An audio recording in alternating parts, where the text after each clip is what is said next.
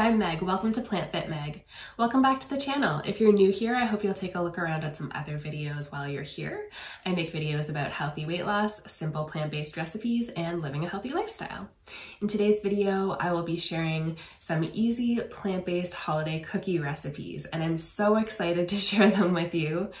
I am a sweets person. I have always loved having sweet treats, especially during the holiday season, and I love to recreate old favorites with delicious flavors that I love into slightly healthier vegan versions. So I'll be sharing two of my favorite holiday cookie recipes. One is a double chocolate mint recipe, and the other is actually vegan Taai Taais. Taai Taais are a Dutch cookie that are traditionally eaten around Sinterklaas, which is Dutch Christmas, and they're chewy and spicy and sweet and delicious. I'm thrilled that I was able to make a veganized version that really recreates the flavor and also the texture of these delicious cookies. I will include timestamps in the description box below so that if you want to check out one cookie recipe in particular, you can go ahead and do that. Of course, I hope that you will watch the whole video through and check out both recipes, but choose your own adventure here. If you like this video and videos like this, remember to give the video a thumbs up and subscribe to the channel below if you haven't already. Subscribing is free, and I would love to have you join in on the Plant Fit Meg community. With all that being said, let's jump right to the cookie recipes. Vegan Taai Taais, Dutch holiday cookies that are spicy, sweet, and absolutely delicious. I'm starting with 2 3/4 cups of oat flour. I just make my own oat flour at home by grinding up rolled oats in my Vitamix. Adding some spices and baking powder here. I've added 1 teaspoon of cinnamon, 1/2 teaspoon each of nutmeg and ground cloves, and 1 teaspoon each of ground ginger, ground anise seeds, and baking powder, as well as a pinch of salt.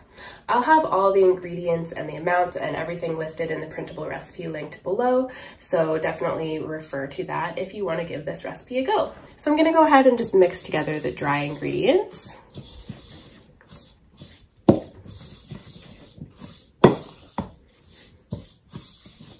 These cookies have a really unique flavor, and the ground anise seed adds a bit of a black licorice flavor to them. And I'm actually not a huge fan of black licorice, but I find mixed with the other spices and the sweetness from the following ingredients I'm gonna add, it's just absolutely delicious. So next up, I'm adding my wet ingredients to the bowl, and I'm just gonna add them directly into the dry ingredients here. So I have 1/2 cup of maple syrup, 1/4 cup of date syrup, and I make my date syrup just blended dates with water, super simple. I always have some on hand, so it's easy to just throw into recipes. And I'm adding 2 tablespoons of molasses. I love molasses in fall and holiday baking, and in my oats even. It's so delicious. It adds this lovely depth of flavor and a little bit of sweetness as well. I recommend getting blackstrap molasses if you can because of the extra iron content. I'm just using fancy today because that's what I have on hand. All right, I have all my ingredients in my bowl here. I'm gonna go ahead and mix it up. I'm just gonna keep mixing until everything is fully incorporated. The mixture is still a little bit wet, so I'm actually just going to add another tablespoon or 2 of oat flour, just so that it's not quite as wet. You may or may not need to add this extra bit of oat flour.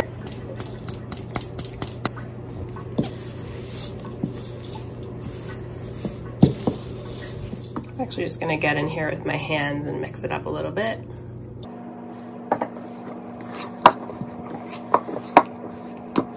All right, so there is my dough ball. It's still a little damp, a little wet, slightly sticky, but it's gonna go in the fridge for a little bit, so I'm not concerned about it being a little bit wet.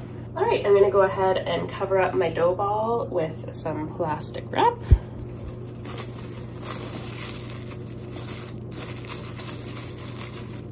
Sticking to my fingers a little bit. All right, so cover that up.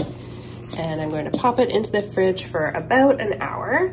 I have baked them after just putting it in the fridge for about half an hour, and that works too, but the dough is just easier to work with if you leave it in a little bit longer, so I do recommend leaving it in for an hour if you have the time to do so. All right, my cookie dough has been in the fridge for about an hour. I'm now preheating my oven to 350 degrees. I'm just gonna take the plastic off of here. So it's still somewhat sticky, but it's a lot more dense and solid than it was before it went into the fridge. That's what we want. I'm gonna go ahead and put a little oat flour on my silicone baking mat here.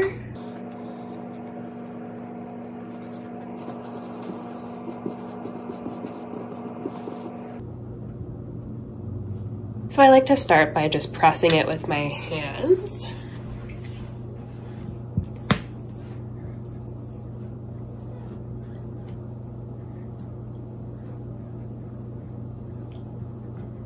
Just to get it started with flattening it out somewhat. And then I like to put a piece of parchment paper over the top just so that the dough doesn't stick to the rolling pin while I'm trying to roll it out. Instead of rolling out the dough, the other option is to drop them onto your cookie sheet and just flatten them slightly and make them that way. I'm gonna roll them out and use cookie cutters for some festive shapes.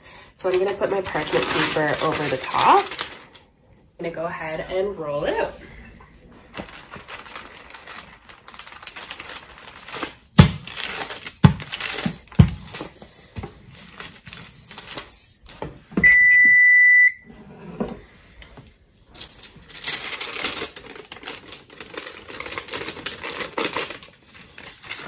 So now that it's all rolled out, I'm gonna go ahead and use my cookie cutters here.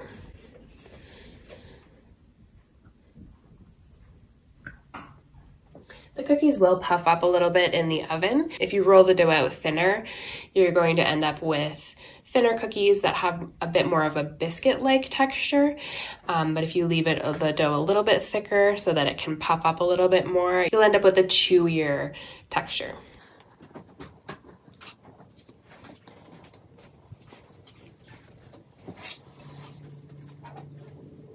So I finished my first round of cookie cutting and ended up with 9 cookies. I'm gonna go ahead and put this bit of dough back together and just do the same process over again. So clump it together, flatten it out, use my parchment over the top, roll it out, and cookie cut again.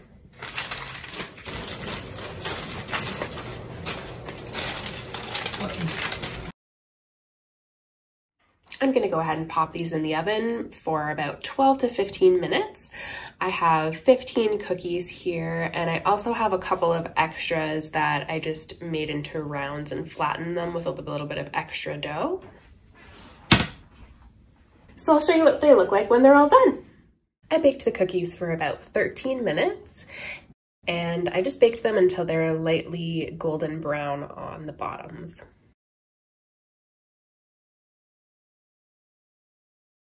Vegan double chocolate mint cookies, here we go. I'm adding 1 cup of whole wheat flour to my bowl, 1 tablespoon of cocoa powder, and half a teaspoon of baking powder.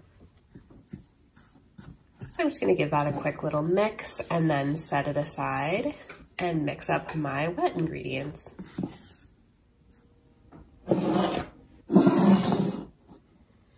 All right, now I'm gonna mix up the wet ingredients in a smaller bowl here. I'm adding maple syrup to the bowl. I'm adding a 1/4 cup of maple syrup, a 1/4 cup of applesauce, 2 tablespoons of almond butter or tahini,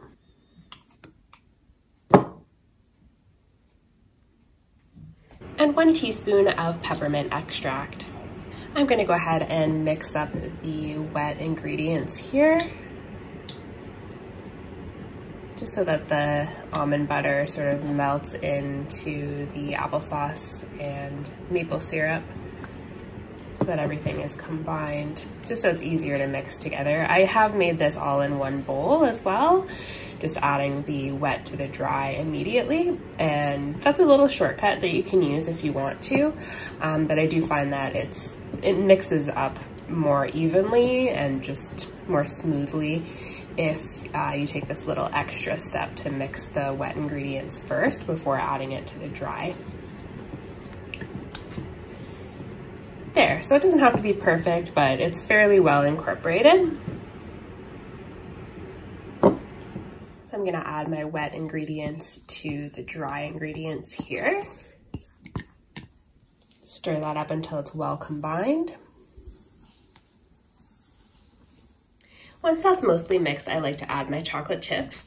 And I find that this recipe works well with anywhere from 2 tablespoons to 1/4 cup of chocolate chips. So choose your own adventure here, depending on how chocolatey you prefer your cookies to be. I'm gonna go ahead and add about 2 tablespoons of chocolate chips to my cookie batter here.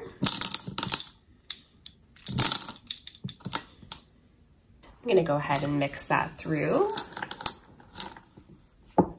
Might even dig in with my hands to make the mixing a little bit easier.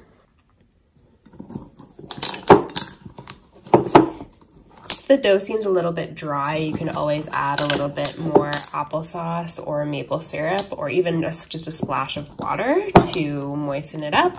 It just depends on how thick and how liquidy your applesauce and your nut butter or your tahini is.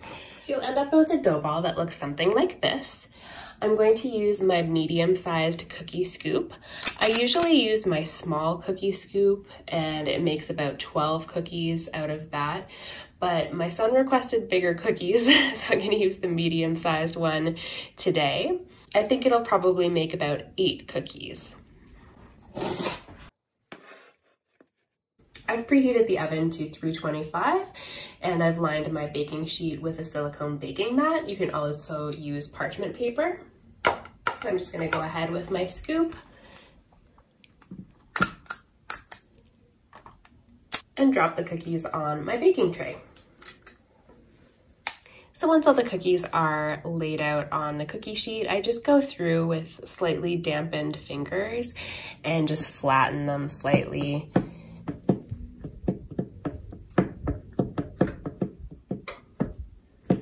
They do puff up a little bit in the oven, so I do like to flatten them out a little.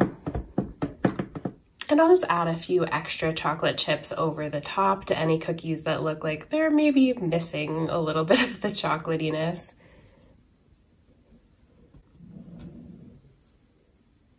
All right, now they're ready to go into the oven. I'm going to put them in for about 15 minutes. I'll check the bottoms to see if they're lightly browned and stick a toothpick in just to see when they're done. The smaller cookies I bake from about 12 to 15 minutes. So if your cookies are bigger, they'll take a little bit longer to bake. If they're smaller, they'll take a little bit less time.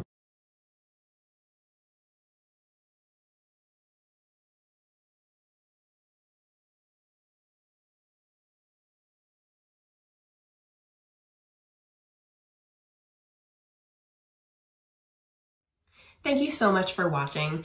I hope you really enjoyed this video and that you'll give one or both cookie recipes a try.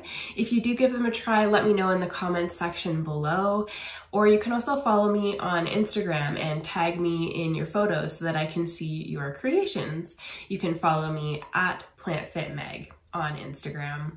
I'm also on Facebook and TikTok if you'd like to check me out there as well. I've also been working on a few other holiday dessert recipes, so let me know if you'd like to see more holiday desserts on the channel before the holiday season is out. Also, let me know what your favorite holiday dessert is. I would absolutely love to hear what your favorite is. Again, thank you so much for watching. I really appreciate it, especially if you watch through to the end of the video. I hope you're having an amazing day, and I'll talk to you soon. Bye!